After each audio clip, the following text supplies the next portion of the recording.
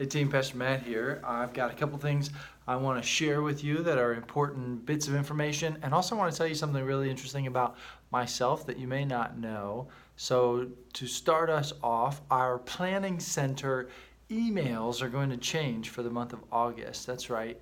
We're going to start doing, Kelly and I are going to start sending out Planning Center scheduling requests a month at a time. So about 2 weeks before the month begins, you'll get one email that has 4 or 5 requests possibly, and you'll have the opportunity to accept or decline each of those in one swoop. So it'll look different, but you will still get a reminder email 2 to 3 days, depending on where you're serving, before your service, before the service. Before the worship service where you're volunteering. So that's very important that you guys take those seriously and respond to them. It makes Kelly and I's life much easier, and we can know that you are going to be here definitely, and we really appreciate it when you are in your room 30 minutes before the service starts.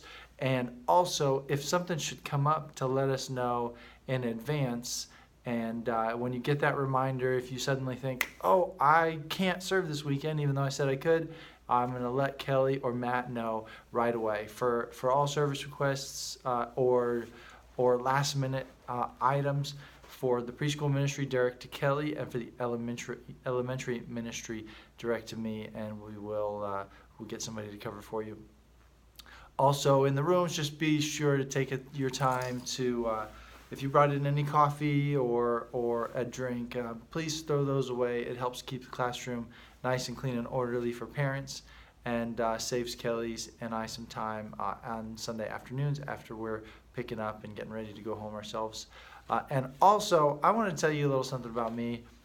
When I was 15, possibly 16 years old, I picked up a book called A Case for Christ. Now, I had a lot of doubts about the Bible, Christianity, spirituality even, and just didn't quite know even the questions I was going to ask or wanted to ask.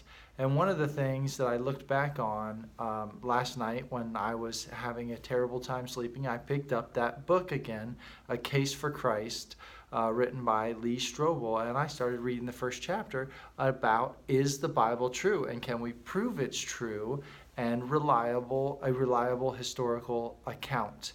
And I was just, it was really fun to look back on that content that I read 17, 18 years ago, and 19 years ago, doing math in my head. And I relearned that a great historical figure, Alexander the Great, the accounts of him were written 500 years after his life, and historians regard those as true and accurate with no doubt. However, the oldest account of Jesus was written in the year AD 60 approximately, maybe 62, and Jesus was crucified when he was about 33 years old. So only 30 years later. And the book of Mark was written even before that. And we see, you may not know this, but many of Paul's letters were written before any of the Gospels. And so Paul's accounts in his letters were details of events that happened 2 years after Jesus' crucifixion. That's right, just 2 years. And so if we can regard an account of Alexander the Great with such historical gravitas, then certainly we can honor an account of Jesus just 30 years later. And we don't see anybody writing to stand up and say, no, these truths are wrong, for hundreds of years later, that these sayings about Jesus are incorrect and that they were legends that were falsified. That just didn't happen. This is a true account of the life and death of Jesus. People that were there, that saw him after he was crucified and rose from the dead, did not oppose these writings, and they were all still alive. That's right.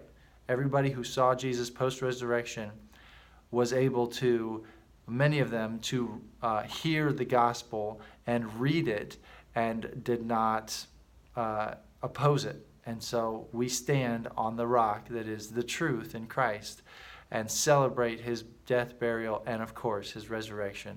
And we come every week to proclaim that to our students. So thank you guys for what you do. Be encouraged.